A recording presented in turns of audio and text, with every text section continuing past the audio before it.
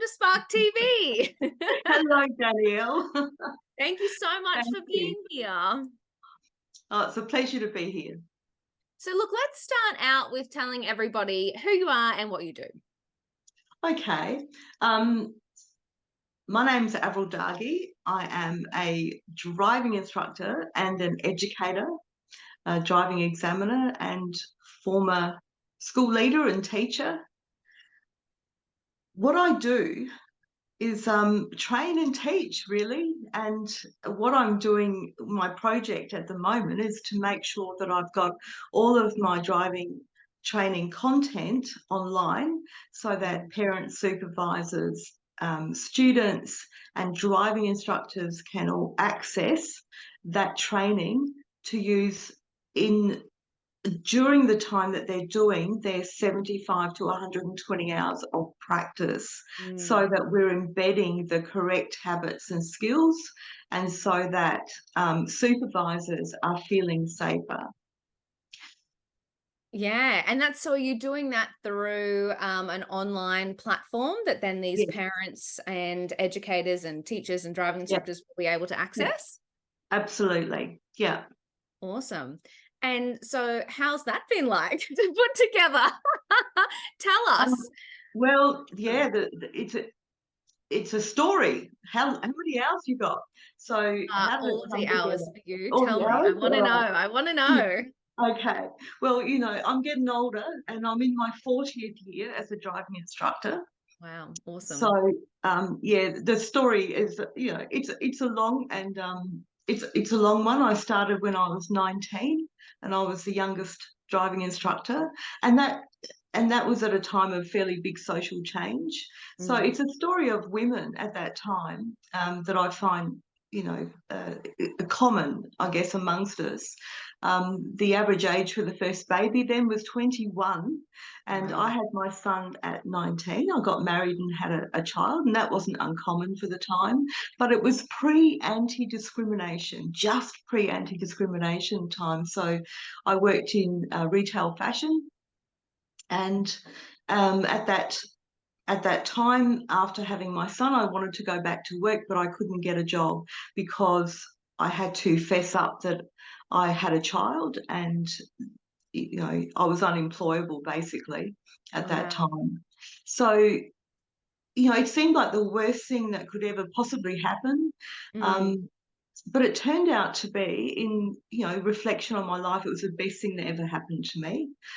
We went on in Australia to have 10 years of zero birth rate. So, I said it was 21 average age. 10 years later was 31, the Isn't that average age for the crazy? first baby. So it was Yeah. a time of social change.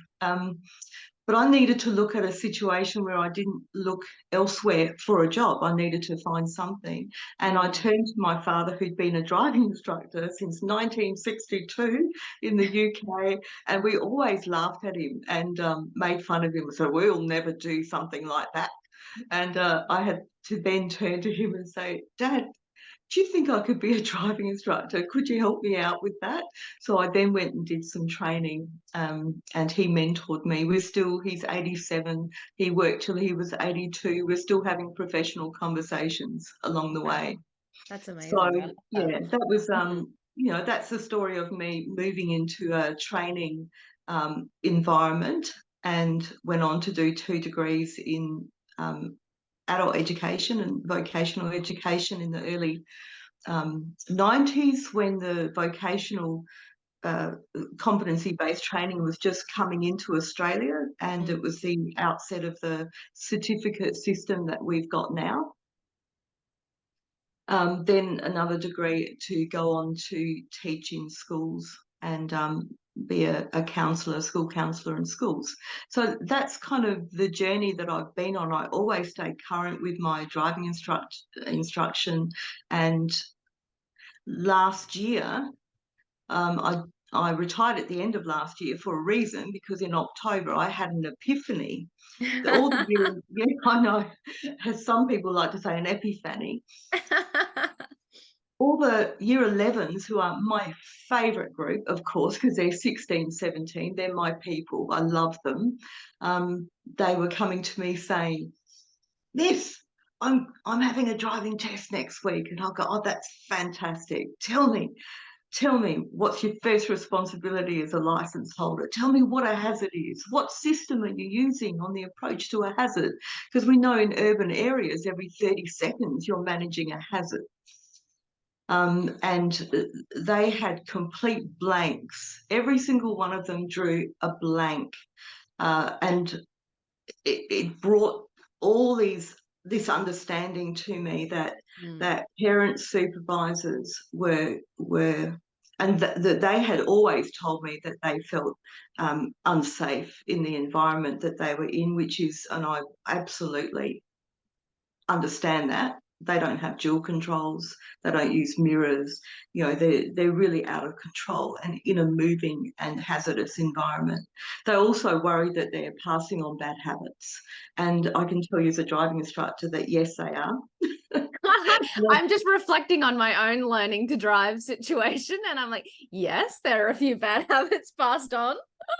Yes, they are. And the driving lessons become sometimes not learning the correct way. It's undoing what's been done so that you can put that foundation back in place, which is, unfortunate, and it's costly as well. So that's not ideal. And also knowing the industry and the certificate in driving instruction is leaving a big gap between for work readiness for new instructors. And we have lots of new instructors coming into the industry, and there's a gap in there around their own driving, and often it doesn't even touch on teaching and learning in that environment. So I realised in my epiphany one morning last October, I woke up and went, why haven't I done this? Because I could be helping lots of people by putting all of my content online, get it out there, because there are barriers for other people accessing training, whether they live in regional areas, if there's financial barriers for them as well. Um, and this way, that would be fantastic. So I talked to people in the education department. They were really keen. Avril, go do it. Because, last year, as I said, with my year 11s, I ended up teaching on the whiteboard a lot of driving theory that had not been taught during the time with their parents or during their driving lessons. And I felt, because I care and love them, I felt that these were country kids, and country kids get killed on country roads. And there was something that I could do that might be able to help that situation. So there was a lot of conversation, and still is, about, okay, well, how do we bring this into schools? And that was put into place. Hopefully for next year we can take it to the next stage. But as I started looking through it, I realised that it was multifaceted. And if you didn't bring all the stakeholders on board, then I wasn't really achieving the maximum benefit for the maximum number of people. Yeah. So bringing on the driving instructors and the parents, all the supervisors and the learners, not just let's talk to the learners, because the learners, when you're learning, you can only take on so much information, and then you've got to transfer, or at least have an argument with your parent about, but Avril said do it this way.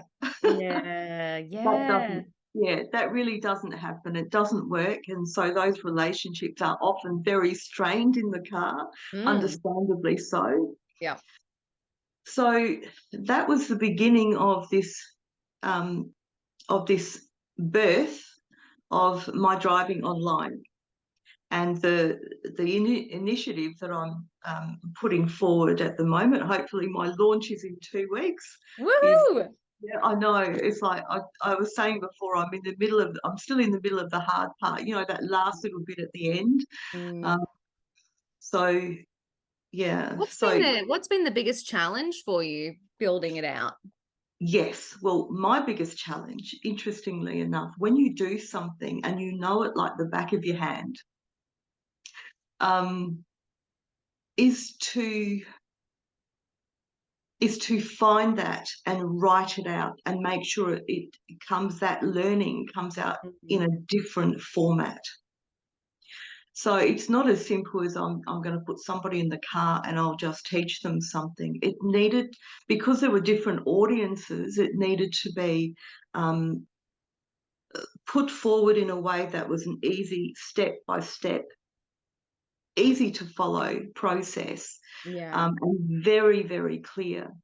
So I think that was a big challenge for me, making sure, like, I know my stuff backwards and I'm a teacher, I'm used to program writing, but making sure I could bring that stuff to the surface because I've been doing it for so many years. It's It's so embedded. Oh, totally. And even just the process of sitting down and getting it out, like, if you're more of a hands-on teacher, I find that too sometimes when people write books, they know the content, but actually just sitting down and delivering it in a way where somebody will understand, or like course creators, that idea of, you could just show up and speak about it for hours, but actually sitting down and stepping it out in a way that your many audiences will understand is super challenging. Yes. Yep, it was extremely, that's been at least one challenge. And really, if I line that up against what the parents and supervisors tell me, it's exactly the same thing, because their driving has become so embedded.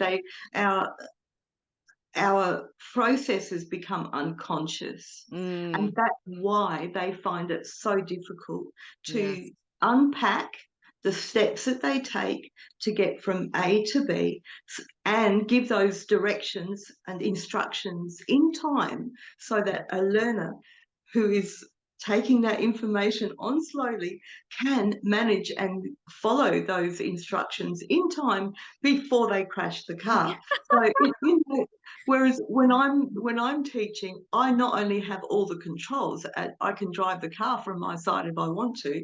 I'm reading the road way ahead for hazards and can give those instructions in so much time that the learner has a chance to start building those habits. So it's a similar issue. The other issue that I've had, and although as a teacher I've had to deal with technology and making and editing little videos and so on at different times of my career.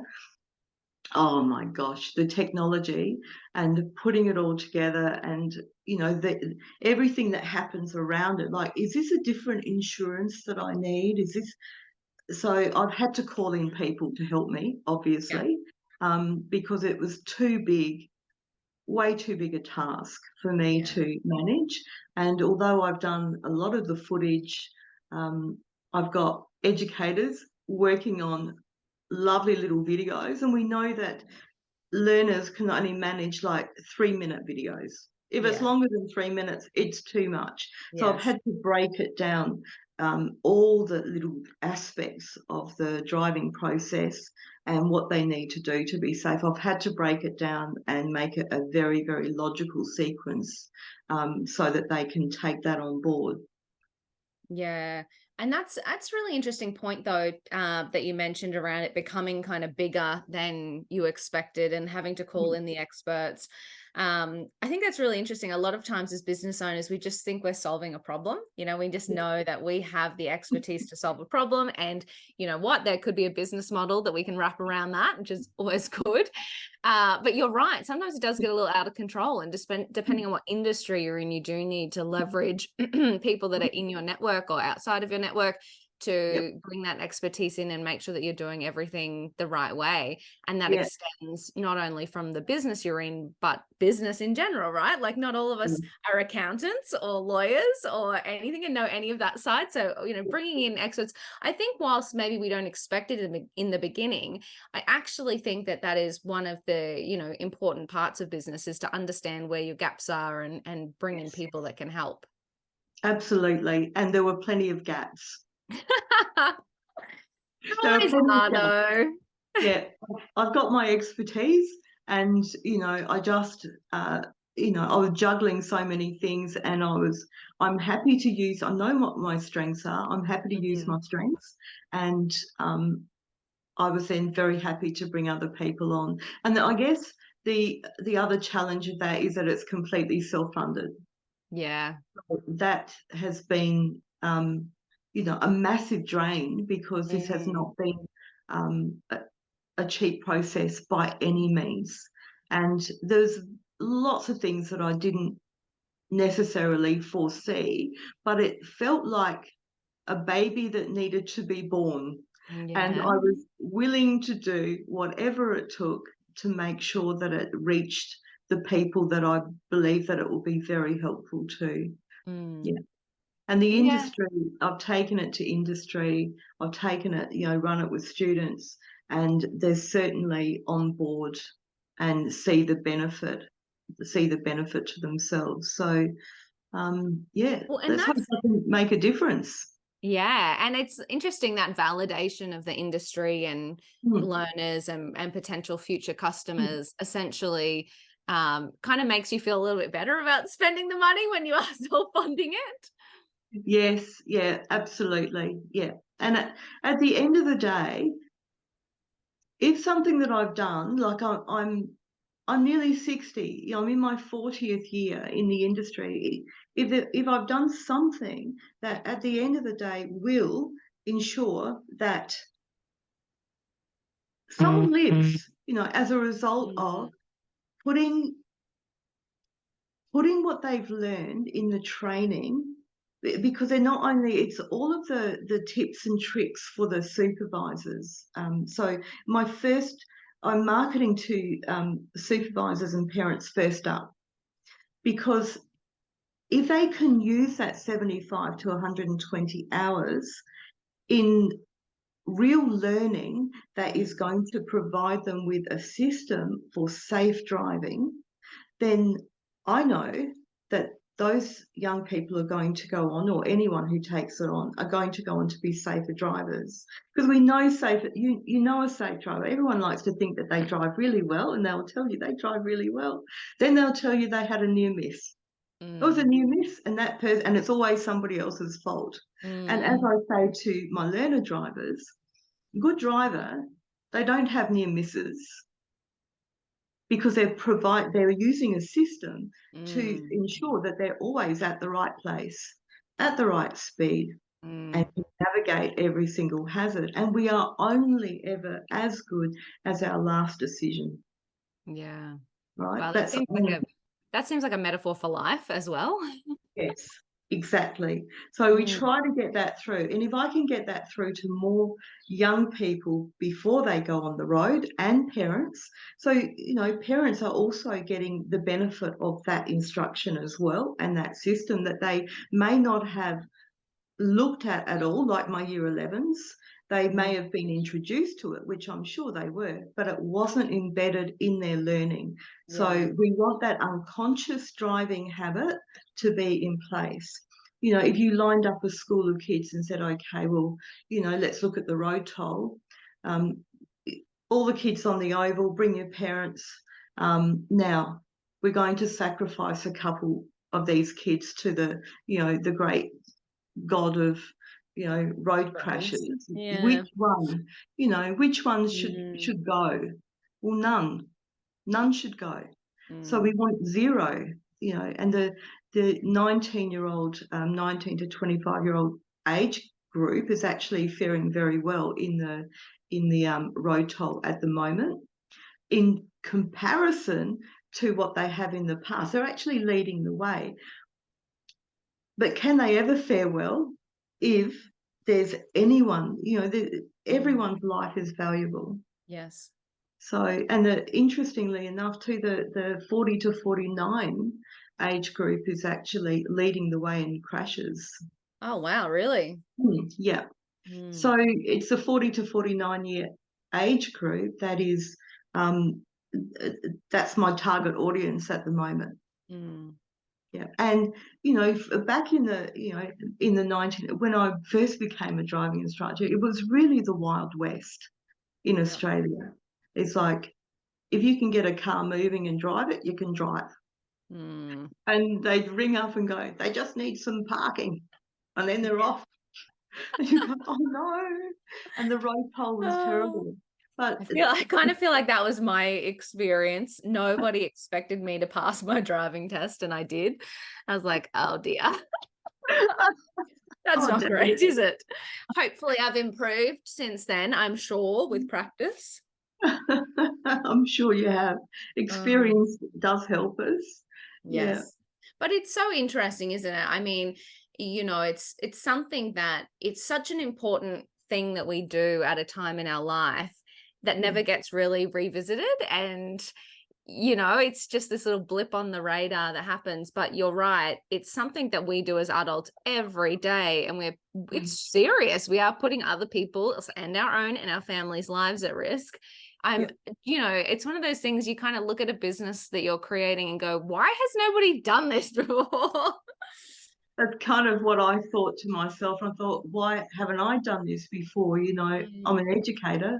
I've got mm, all the tools, but it was my beautiful year 11s that mm, just woke me up, and it was an overnight thing. I obviously went yeah, to sleep thinking about I wasn't thinking about this particular it was just, "This is a problem. Here's a mm, problem. There's a problem. That's a problem." And I was concerned about it, and I went to sleep and I woke up the next morning and it was almost the whole thing was formulated for me. And I wow. thought, "Why haven't I done this Mm, before?" It was like it was just waiting to be born. And I resigned from the department at the end of the year after talking, to people in the department, the mm. education department. It went, "Avril, why haven't you done this before?" Yeah, wow. So So, what's next for you? So we're launching in a couple of weeks. yeah. What is the next step for you? Marketing? You Um, mentioned reaching out to yes. a couple of the different groups. What's going to be the next priority for you? Well, the marketing plan is already in place. Like I said, I have reached out to the people who know their stuff, Awesome. and that's all in place, ready to go. I'm working um, uh, in partnership with an organisation that's a charity called Get Home Safe, Oh, um, cool. to put uh, curriculum around it and change it slightly for schools. Mm, And Get Home Safe and my organisation will work together to present it to schools. We'll do a pilot term one next year. And then um, there are ministers who are very interested in looking at driver education in schools. So because of my teacher background, I can put a unit around it so that students cool. can gain points towards their education certificate. Oh, that's smart. Awesome. Yeah. And that's what the conversations were last year when I was leaving. Like I said, it morphed into something that I feel needed to happen because I mentor a lot of new instructors and their experience, they're just, I'm not at a meeting next week, there's 50 of them. And their experience is that they do this course, this certificate they get handed a certificate and say, "Oh, well, you're now a driving instructor." And then they're thrown into the world in Mm, isolation. They mm, work in isolation. There's no, whereas, in my world, I had access to my dad and peer mm, learning, and I would go as a teacher. I would mentor, and I also do peer learning. I'd sit in the back of cars with instructors as well. And there's never a time that I haven't been in a peer learning mentoring situation that I haven't picked up something from the person that I'm supposedly, you know, mentoring, that I mm. haven't picked up something from them. It's always, when you teach someone, it's always a two-way street. Yeah. So these instructors are very, very keen to get it on board. And I think if their students are also using it, they can use it to supplement the learning that they're teaching. And some of them are just hanging out because um, they've had no instruction on how to teach or learn. They're coming to me going, all right, now I've got some driving skills because their driving skills weren't touched either. So if you can't drive to a learner standard, you can't possibly teach to that standard, and they're not getting that good oil, and they're having to come afterwards and get that up to speed. So yeah, I guess that's what's next for them. I'm hoping that they can all work together and take something from it whilst they need to.